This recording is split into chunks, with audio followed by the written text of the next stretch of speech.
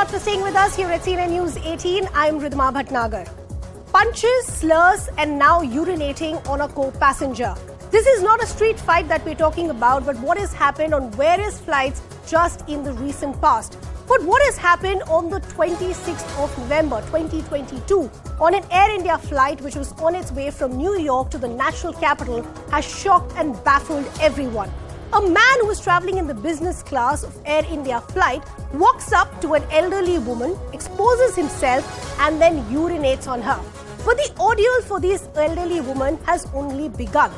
The crew, after initially dismissing the case, went on to hand just a pair of pajamas and slippers to the elderly woman and then asked her to return to the soiled seat. On arrival, the elderly woman was left to fend for herself and the man, now identified as Shekhar, walked scot-free.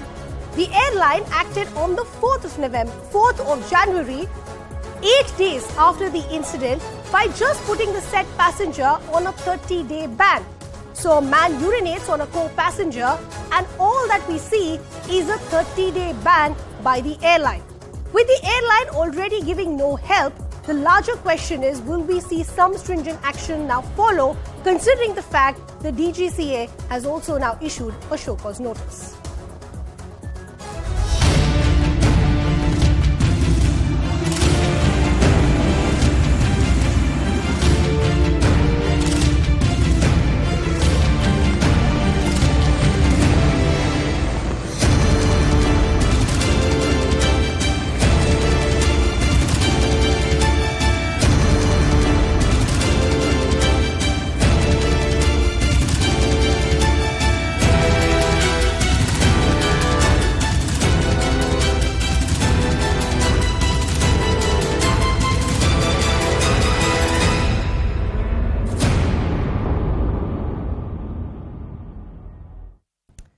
So now we've accessed here at CNN News 18 the complaint that was written to Tata Sons by this elderly woman. And I want to break down the details of how she narrates her ordeal and the lack of help, the empathy and the lack of pure sensitivity that was shown by the crew and the airline. Let's break down all those details. So what really happened on that very fateful flight which was on its way from New York to the national capital? This is what the woman says, that a man, a co-passenger, walked up to her, he unzipped himself, exposed himself and then urinated all over this elderly woman. She continues to narrate her ordeal saying, my clothes, my shoes, my bag which had my travel documents, my passport, my currency, they were all soaked in urine. So what is going to be the first reaction of the woman? She's of course going to ask for help from the crew, but there was no help given. The flight staff refused to touch them as they were soaked in urine. So basically, the passenger was said, you have to fend for yourself. We can't do anything at this point. She further goes on to narrate, I asked for a seat change, was told none is available. But many other passengers who were also traveling in business class in the same flight said that seats were available. So why did the airline not give her an alternative?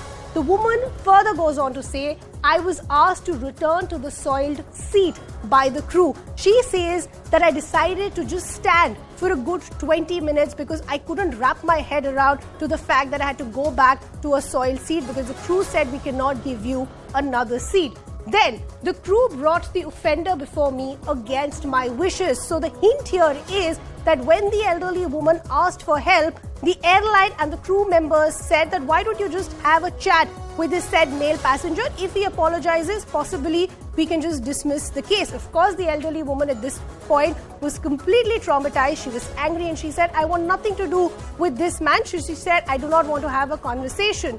She's also asked for a reimbursement from the airline and she said for the longest time all she got was a partial refund and not even the full money. Air India said the man in question should reimburse. What is the kind of response that the airline is giving? The airline, instead of reprimanding the said male passenger, is now telling the male passenger that you reimburse this elderly woman.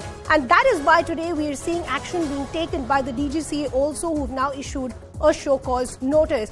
What are the big questions that still remain? As we've been pointing out, it's not just one case now, but two similar cases that have happened on an Air India flight. Lapse 1. didn't file a complaint on the day of the incident. Remember, the incident took place on the 26th of November. The woman wrote a letter on the 27th, and on the 28th was when Air India filed a complaint. The action on the man was only taken on the 4th of January. Lapse 2 allowed the offender passenger to walk away as a free man. Why wasn't he arrested on arrival? Why wasn't there action taken? Till date, he hasn't been arrested, and that's very crucial. Lapse 3. The police informed over a month after the incident. Even the DGC in their notice are saying that we also came to know about the incident only yesterday. That was 4th of January. So why did the airline not even tell the regulator? That's a larger question. Lapse 4. Details needed for legal action not shared with the cops. Why was the airline shielding this man, this creep, this pervert? Lapse 5. Imposed only a 30-day ban. Didn't put this said man on a no-fly list, and till date, he continues to be a free man. Why is that? That's the larger question. So the question that we're asking this evening is, why have we seen so many lapses by Air India? As I said, not one case, but 2 cases. Why are they continuing to shield perpetrators like these men?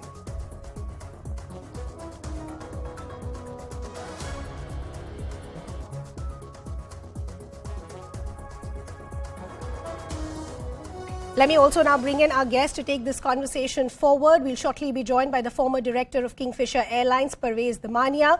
We currently have with us Devendra Pednekar. He's an ex-cabin crew who is in charge of Jet Airways. We'll shortly be joined by Captain Amit Singh as well. He's an aviation expert. I also have on the broadcast with me Neetu Shukla. She's also an ex-in-flight service director for Kingfisher Airlines. Good to have all of you on the broadcast as we connect with our other guests as well. Neetu, let me begin the conversation with you, since you have been part of the cabin crew. You understand what the protocols are, and possibly you would have seen cases like these in the past. How horrified are you today just reading the details of this case? What is the red flag that went up in your head and said, no, this is where the problem is and this is what should have been done? So quite frankly, after flying for as long as I have, you think you've seen everything. You think there's nothing that can shock you any further. But honestly, I have never heard of anything so bizarre. We've heard of people getting drunk. We've heard of people doing all sorts of things.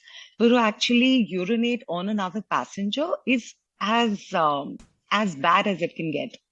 So looking at the case, I don't know what horrifies me more, whether it's the conduct of the passenger who did this act, whether it's the co-passengers who sat by and did nothing or didn't raise their opinions, thoughts, or voices, whether it's the lady herself who should have just reacted really strongly when that happened. I don't blame her. She's a 70-year-old lady. Poor thing, she must have been in a state of shock because somebody flashing themselves at you is bad enough. And it's really terrible when you're not expecting it on a flight. So I feel really, really bad for her. Whether it's the crew of the flight who did nothing about it in spite of being trained extensively, I'm very sure without ever being trained by Air India, about how to deal with these levels of disruption. You're trained deeply about how to react to each level of disruption. Considering that they were seated in business class, you generally don't have newbies in business class. You have a seasoned senior crew.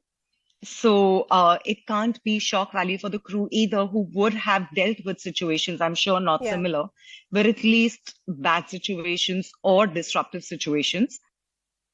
Right. So as Neetu is correctly pointing out that there are certain protocols in place, the larger question is, what are these protocols and why were these protocols not followed? Devendra, I want to take in an initial word from you as well. As a former cabin crew, just talk to us in simple language so that the viewers can understand, if a situation like this happens, if you do have an unruly passenger on board and a case like this, what is the immediate protocol that the cabin crew needs to follow?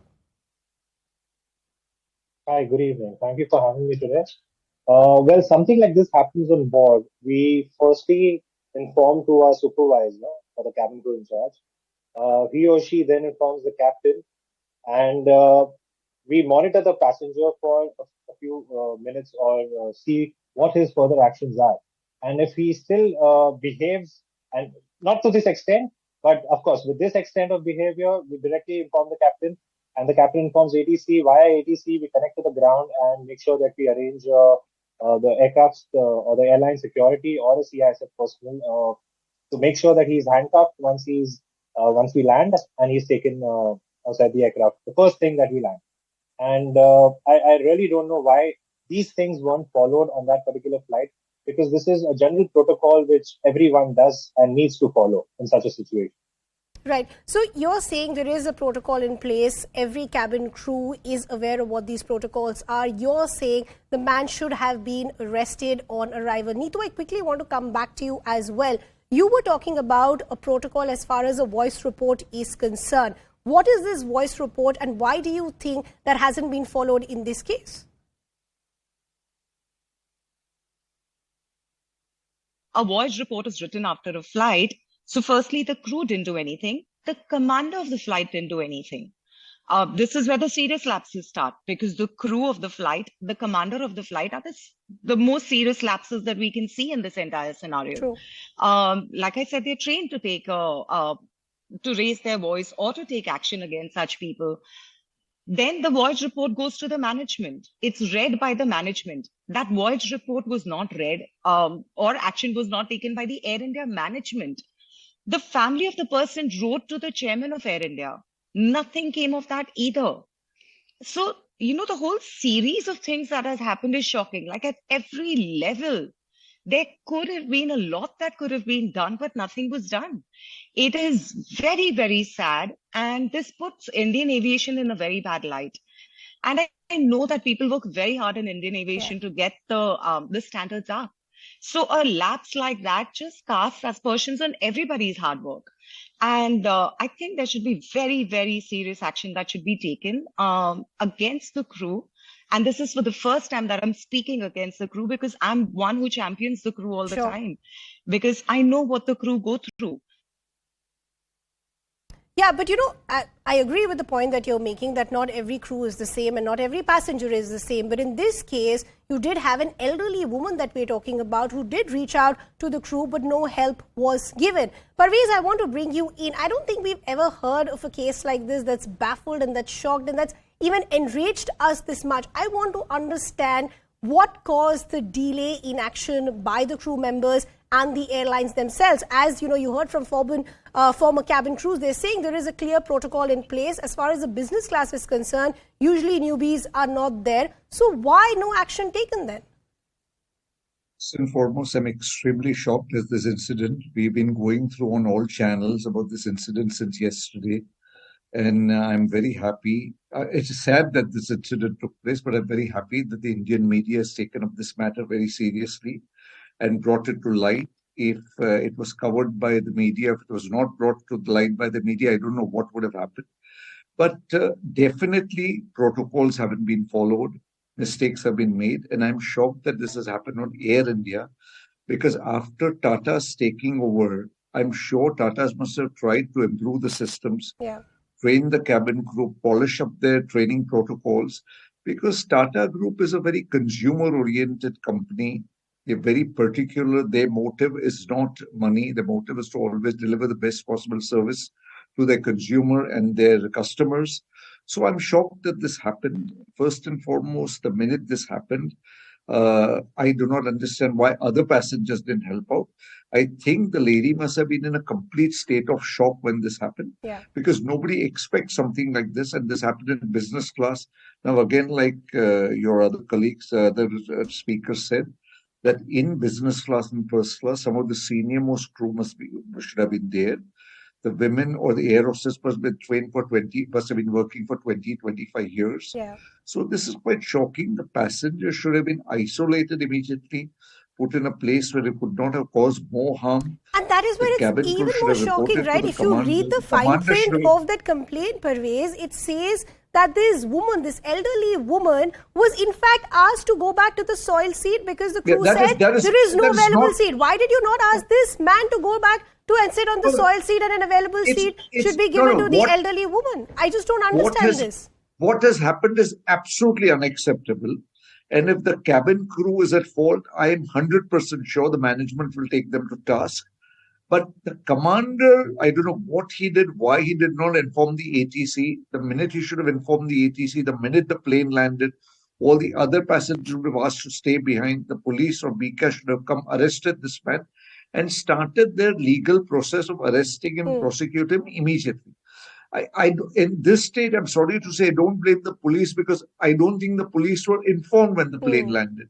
It is quite shocking that he walked away, and till today nothing has been done. Of course, now the police have acted and started charging him with so many things. The other thing nobody seems to be talking about, that according to IPC 509, the very fact that he, opened his zipper and, exposed his private parts to people. I mean, there were other air hostesses. There must have been other lady passengers. So he's not only offended the lady whom he urinated upon, which is absolutely shocking, but even the other people can charge him criminally. Yeah. Because you just can't do this. He has already broken so many Indian IPC laws. Yeah. So it's just not now. The aviation industry has broken a lot of legal laws. And another thing, I'm quite shocked that he's just suspended or put on no-fly list for 30 absolutely. days. That baffles us on another level. That how come we're just seeing a 30-day ban? Why is he already not being put on a no-fly list? But, considering the fact that the DGC has also issued a show-cause notice, you have the Civil Aviation Ministry asking Air India to conduct an internal probe also, it's a possibility that we could see more action come in. But Captain Amit, this is where I want to bring you in. One second, Parvez. Captain Amit, this is where I want to bring you in. Is that the problem? That we just don't have stringent punishment or guidelines in place? If you compare this to our Western counterparts, you have a jail term attached as well. Here, maybe the maximum that we do is put a 30-day ban and then you're free to go. See, everybody is at fault, right? From the ministry, the DGCA, the regulator, the airline, and of course the crew. Why the ministry? They are in charge of or responsible for making policies. So they have to keep abreast with what's happening internationally. In US, between 2014 and 17, the number of sexual assaults in flight have doubled. They have come up with regulations. They have a committee and an act. People have been jailed for up to 9 years. Yeah. So that is what is happening abroad in US. So why can't we see what's the global trend? What are the threats? Right now, the threat to aviation is not technical failure or weather. The biggest threat is the human being inside. Unruly passengers, number of diversions happening because of unruly passengers are increasing. So why don't we have a policy or rules or regulations on this? So that is the job of the ministry. Yeah. Then the regulatory aspect, implementation. So in 2018, on the same sector, Air India 102, New York, Delhi, the same incident happened in business class. The person walked free. Last year, as everybody would know, the Paris flight, the person walked free. Yeah. Here, the person walked free. So Indian aviation, you can get away with murder. I have investigated the number of incidents, accidents. People can manipulate facts. Even the SpiceJet incident wherein the passenger was found smoking inside. Yeah. What has happened? SpiceJet has, or the DGCA has not taken what penal is action. really concerning me, So Captain this is the way Amit, we, is that what about the accountability of the airlines themselves? How are we not hearing So that's about what, these I'm episodes getting to. as and when they happen? Even if you look at the DGCA show cause notice today, it says that we ourselves heard about the incident just yesterday, and thus now we're acting with this show cause, which means from the 26th of November till the 4th of January, even the DGCA had no idea what had happened. So there is a protocol for reporting, forms, everything. We have discussed about it. And that has to be sent to DGCA as per procedure. If the airline does not inform DGCA or the police because the crime has been committed on board, they're abetting to the crime. Yeah. That is abatement.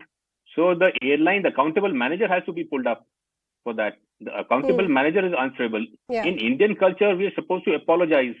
In Eastern culture, when we apologize, it doesn't mean that we are accepting the guilt.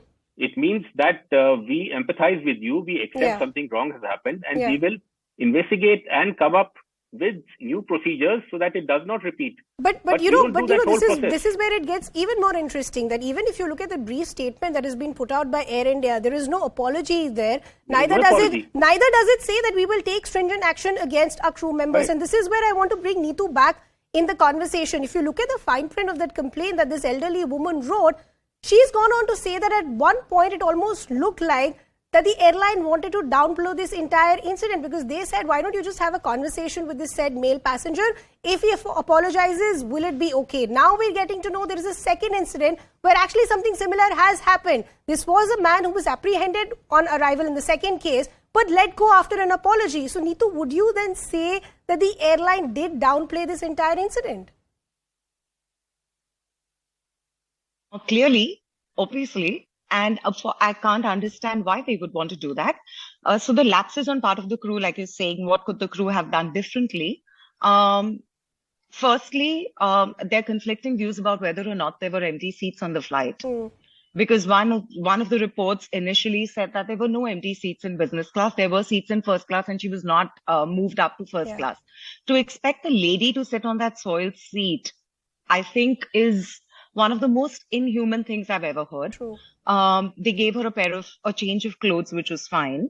They disinfected the seat. Okay, that's the bare minimum they could do. The fact that they did not get this man arrested at landing, the no-fly and everything comes much later. They have to get the man arrested when the plane lands. They didn't get the man arrested, which is very shocking.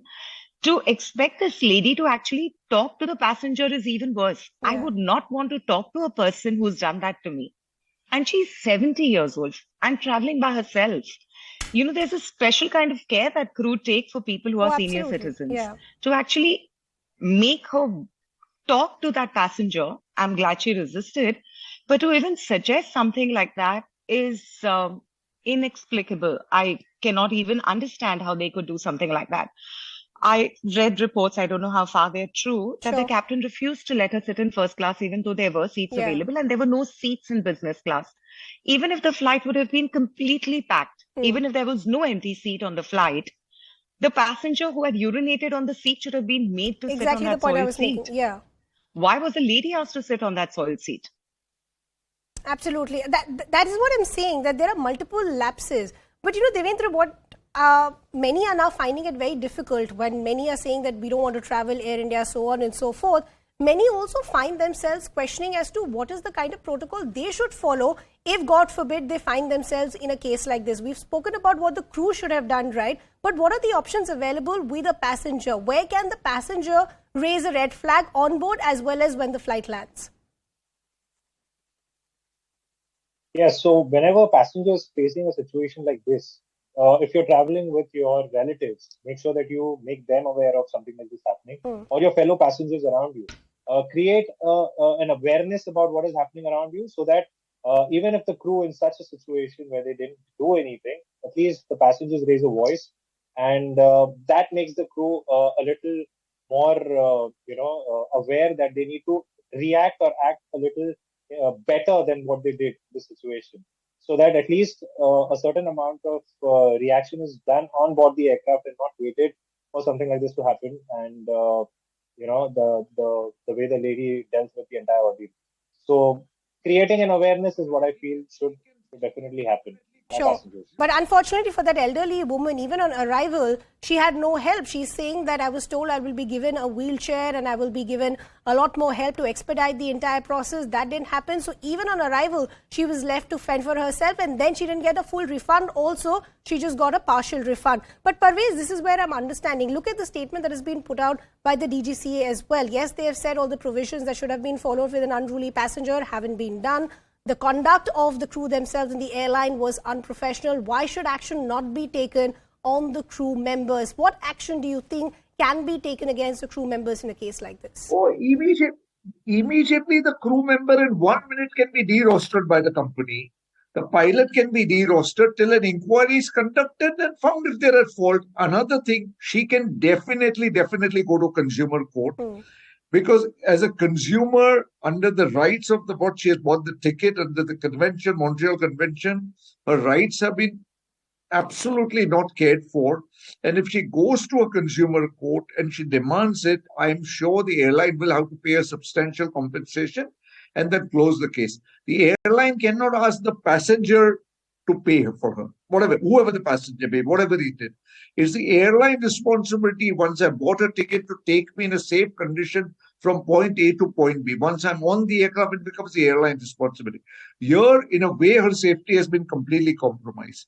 And I'm shocked that the pilot, the commander has every right to put somebody in a first class seat. So that is the least they could have done, to at least move her to a first class, take care of her, handle her gently. Because I think the person at a 72-year-old woman, I mean, in dim light, somebody comes and does that, I think she must have been in a complete state of shock. And I think the crew should have gone out of their way to help her out, sort her, pacify her. She was given a change of clothes. The immediate human reaction, that is of sensitivity, empathy and concern, that was completely lacking. Forget about the protocols that were not followed. Even the basic human reaction was not given to this elderly woman.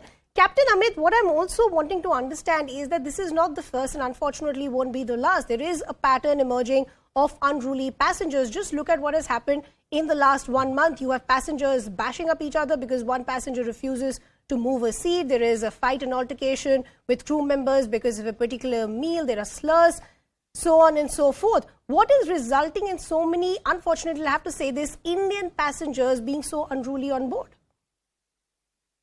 Well, it is a global phenomenon because of the rise in travel.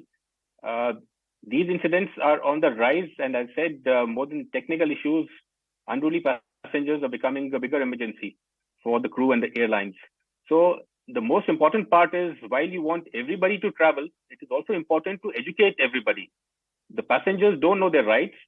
They are hidden somewhere in the book. They should be displayed out. And secondly, the consequences of unruly travel should also be displayed boldly at every place, at the airport, inside the aircraft, and announcements should be made about that. You have to educate people. It's like wearing a seatbelt. When seatbelts were started, people were resistant. And smoking, you have now those gory pictures of cancer on every cigarette box. That is a psychological way of educating people that these are the consequences if you do not comply with the regulations. And the airlines, from the legal point of view, airlines are also responsible for the conduct of the passengers.